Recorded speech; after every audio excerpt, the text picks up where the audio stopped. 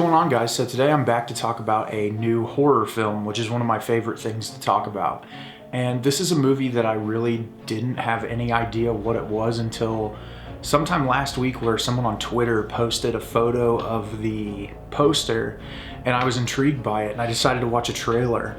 And that film is The Deep House. Deep House is a really simple premise. It's a story of an engaged couple who run a YouTube channel together, where they're shown at the beginning of the film going to an abandoned insane asylum, and they've got a drone that they through the asylum, and they also go in and film together, and they just explore these places that are either haunted or some kind of myths around them, and that's their whole baseline for their YouTube channel. And they decide to go in France to this place where they're told that there's a perfectly preserved house underneath this lake.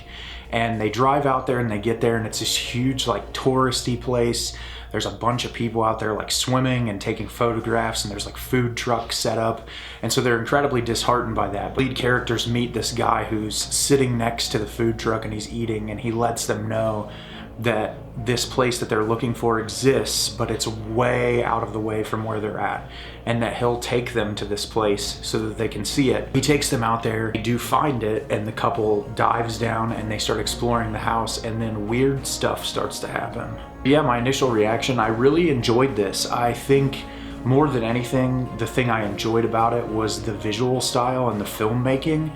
The story's pretty cookie cutter. I mean, you've seen this 1,000 times. Found footage wise, or just ghost story in general, where people visit place, spooky things start happening. There's like a mythos that's built around the house and like the family that lived there, and you get your cliches definitely, and there's moments that are pretty predictable. But what's really impressive about this movie is that it's all filmed underwater. Performances that the actors have to give, and that additional sense of just like claustrophobia and unease that you as an audience member get from watching these people. They're constantly referencing, you know, the amount of oxygen they have left in their tank, the fact that there's only certain ways that you can get in and out of this house, and the things that follow that add on to it, the more supernatural elements. Yeah, as far as performances, the husband and wife characters, they're both really well acted. They're very believable. They give really great performances. I really enjoyed their dynamic. I think they're really believable as this engaged couple who are about to get married, trying to build a career for themselves on the internet and doing whatever they can to try to build this base. Fear feels genuine. When things start to get really intense and terrifying, you really don't for a second pull yourself out of it based on the performances. There's a lot of horror movies that you watch, actors just start hamming it up and it just feels really poorly done, and these two actors give a really great performance. Like I said, the visual style of this movie is everything. It's really cool, like when they're swimming through different parts of the house and you have like old pieces of the house just like floating in air. And there's jump scares in the movie a few times, but I feel like they're pretty effective for the most part. But you'll have like these really creepy dolls that are like just floating in the air next to the actors, and that's really cool. The way that the cinematographer uses lighting in the film is really great.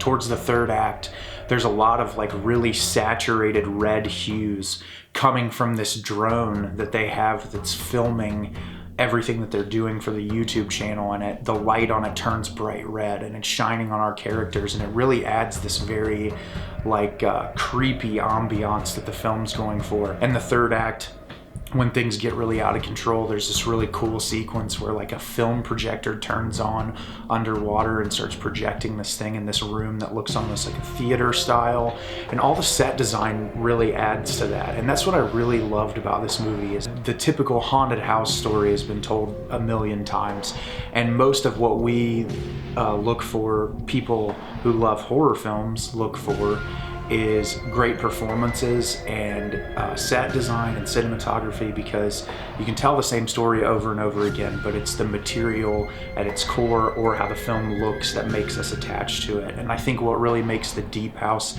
a unique viewing experience is just like the gimmick of the film being that everything's underwater. And it could be done really poorly, but it's executed really well. There were a few moments where I was like, you start seeing these apparitions that are haunting the house, and you have these actors that for really elongated periods of time have to hold their breath underwater, because our two leads are obviously in full scuba gear the entire film, but you have these apparitions and people moving throughout the house that don't have any equipment on. They're just swimming freely throughout, and it's really awesome. And I'd love to see some behind the scenes footage of how they managed to pull this off, because there's a couple moments where you're just like, how are these people doing this for such a long amount of time? And obviously, editing plays a role in that, and most of it, I'm imagining, is filmed on a controlled set. But it's really visually appealing. It's very creepy, especially like if you're someone who's really afraid of being underwater for a long period of time. It becomes very unsettling, especially like that ticking clock element of the oxygen running out. You have these little things where like they can control music through their headsets. Ghosts start messing with their music to kind of screw with their heads. And that part of the movie is just really well done and engaging.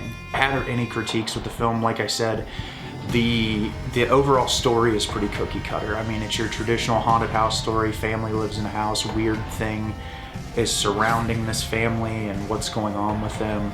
And so if you can excuse that and get yourself into the experience of the interesting way it's filmed, the creepy visuals, you'll really enjoy it. But yeah, as far as like the story is pretty simplistic, very cookie cutter. The way things are revealed is just to progress the story. It doesn't feel like there's any weight to it. When the characters are in danger, you do have enough buildup at the beginning of the film to care about these people for what's going on, which in a lot of found footage movies, when you're just thrown into this space and you don't really care about these people, you genuinely get a glimpse into their lives at the beginning, to where when their lives are in danger, you do care about them as people.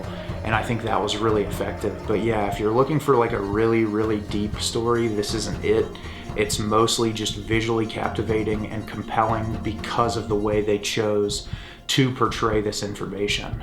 So yeah, that's my thoughts on The Deep House. I think it's definitely worth watching. It's not like a masterpiece of cinema or anything. It's just a really fun experience, and it's a unique horror film that takes a genre that's been done to death and does it in its own unique way.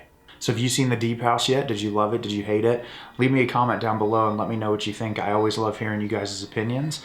As always, if you could like the video and subscribe to the channel, it helps me out a lot, lets me know the type of content that you're looking for.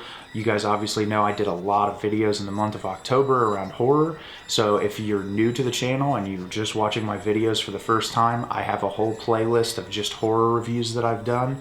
I've done a bunch of ranked lists recently, and I've got a lot more content coming out in the future. As always, guys, thanks so much for watching, and have a great rest of your day.